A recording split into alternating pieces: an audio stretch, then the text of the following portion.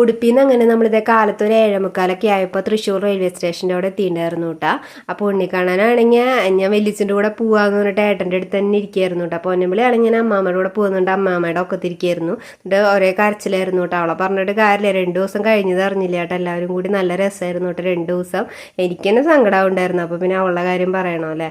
അങ്ങനെ നമ്മൾ പിന്നെ വേഗം BSNL ഓഫീസിൻ്റെ അവിടേക്ക് വന്നിട്ടുണ്ടായിരുന്നു കേട്ടോ. അവിടെ നിന്ന് ഓട്ടോറിക്ഷയിലാണ് വന്നിട്ടുണ്ടായിരുന്നു. അങ്ങനെ അച്ഛൻ അങ്ങോട്ടും പോയി, ഞങ്ങൾ ദേ ഇവിടേക്ക് വീട്ടിലേക്ക് പോകുന്നു കേട്ടോ. വരണ വഴിക്ക് നമ്മൾ വെള്ളയപ്പക്കടയിൽ കയറിയിട്ട് വെള്ളയപ്പവും സ്റ്റൂ ഒക്കെ വാങ്ങിച്ചിട്ടുണ്ടായിരുന്നു.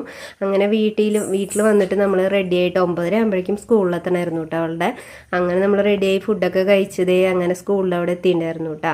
അപ്പം ഞങ്ങളവിടെ എത്തുമ്പോഴേക്കും പേരൻസ് ഒരുവിധം എല്ലാ പേരൻസും വന്നിട്ടുണ്ടായിരുന്നു കേട്ടോ.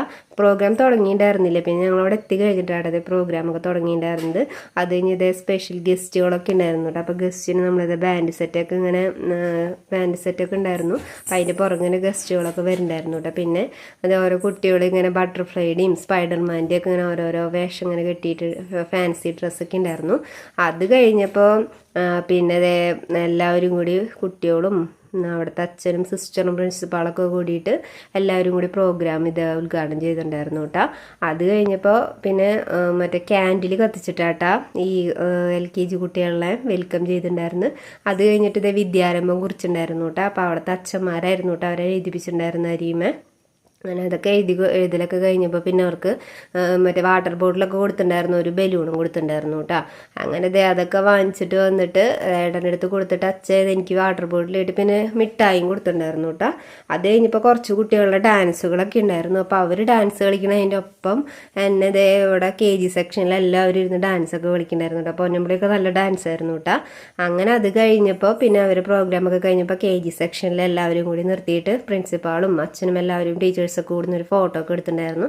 അങ്ങനെ പിന്നെ ക്ലാസ്സിൻ്റെ അവിടെ വന്ന് റിബണൊക്കെ കട്ട് ചെയ്ത് അങ്ങനെ എല്ലാവരും ക്ലാസ്സിൽ കയറിണ്ടായിരുന്നു. അപ്പോൾ ഓരോ ക്ലാസ്സിൻ്റെ ഫ്രണ്ടിൽ ഡോറിൽ ഇങ്ങനെ ഒട്ടിച്ച് വെച്ചിട്ടുണ്ടായിരുന്നു കേട്ടോ. പൊന്നമ്പിളിയുടെ നല്ല രസമുണ്ടായിരുന്നു കേട്ടോ.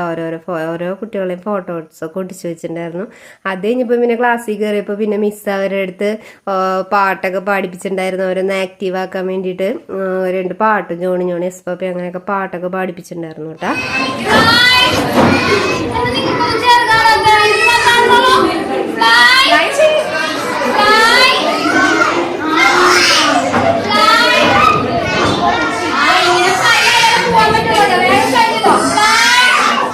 അവരെ കുറച്ച് നേരം ക്ലാസ്സിലിരുത്തിയുള്ളൂ. അത് കഴിഞ്ഞപ്പോൾ ദയമായി ഫസ്റ്റ് കിൻഡർ ഗാർഡൻ എന്നൊക്കെ പറഞ്ഞാൽ ഇതിൻ്റെ ഉള്ളിൽ ഇരുത്തി ഫോട്ടോ ഒക്കെ എടുത്തിട്ട് അങ്ങനെ നമ്മൾ വീട്ടിലേക്ക് പോയിട്ടുണ്ടായിരുന്നു കേട്ടോ. അപ്പോൾ ഇന്നത്തെ വീഡിയോ ഇത്രയേ ഉള്ളൂ. ബൈ.